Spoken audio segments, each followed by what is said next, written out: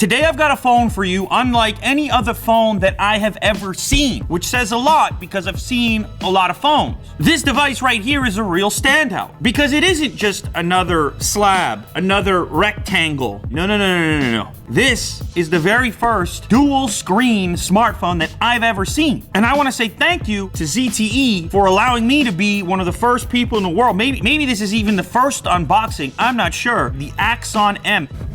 Ooh, TV mode is waiting for you. Set up TV mode and launch DirecTV on your favorite video app. 2 screens on a phone.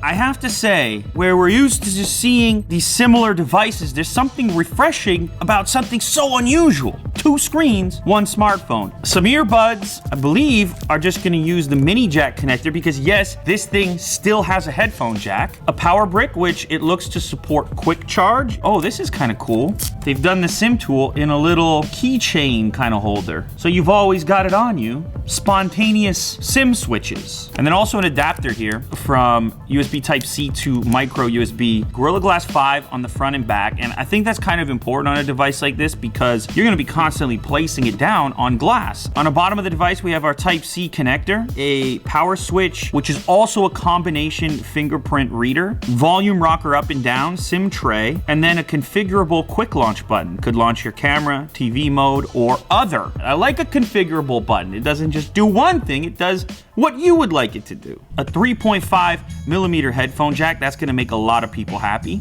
Look at that, woo! That's a 20 megapixel camera. And it's the only camera on the device, but that's okay. You essentially get this really high resolution selfie camera, which then becomes your main camera as well. And then this represents the secondary screen. The construction here is basically all metal. Here we go.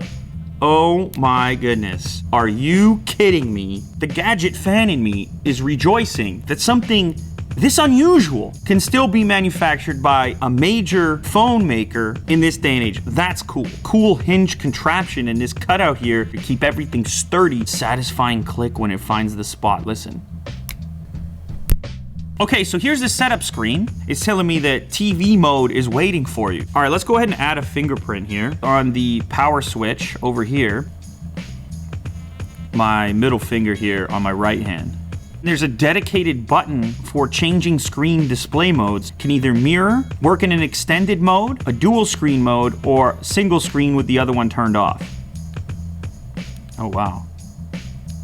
It's actually pretty quick. And just like that, we have YouTube open by default, my phone just operating as expected on the left-hand side. So you could have some news going on over here, you're doing a little reading, and watch some Unbox therapy at the same time. I can also turn it like this, and look what happens. It almost starts to feel like a portable game console. That's pretty wild. In extended mode, just double up my display size for one of the functions. I can have the video playing above and be scrolling comments on the second display at the same time. Who's kidding who? See how on both sides of the hinge it's reinforced with metal? It's solid. This one does a dual. Whoa! You're with somebody at lunch enjoying the same thing, and the other person on the other side of the desk can now watch what you're watching. One side, 2 sides. And same goes for portrait mode. This is essentially gonna stretch your display regardless. You're gonna have a bezel in the center here, so that's something to keep in mind. I get it, there are other options for multitasking, a window within the display, but nowhere near the amount of real estate that 2 displays could provide. As a regular smartphone, you just flip this back, you know, hey, how's it going? What's happening? And so on, you know? Now, I know you're gonna have questions about the camera. I did myself, and when you launch it, it actually prompts you to switch to the other screen. So, okay, so this is selfie mode here. Wow, I'm getting a 20 megapixel selfie right now. What would normally be the rear camera can now be utilized on the front camera. So to flip it over, I can just hit the button that I would normally hit here. Just like that, I now have a rear camera. Our wonderful model here with the vibrant green SIM tray, micro SD capabilities as well. So it's coming out of 2 spots. One speaker grill on the bottom, and then one forward facing from the earpiece. People can't spy on you. Ooh.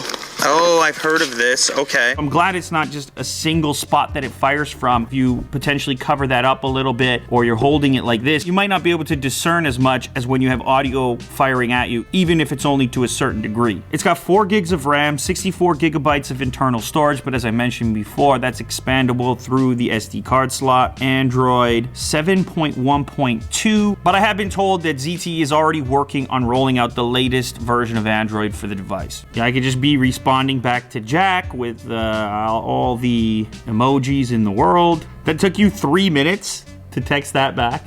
The little monkey guy? Jack apparently only texts 1 emoji at a time. See?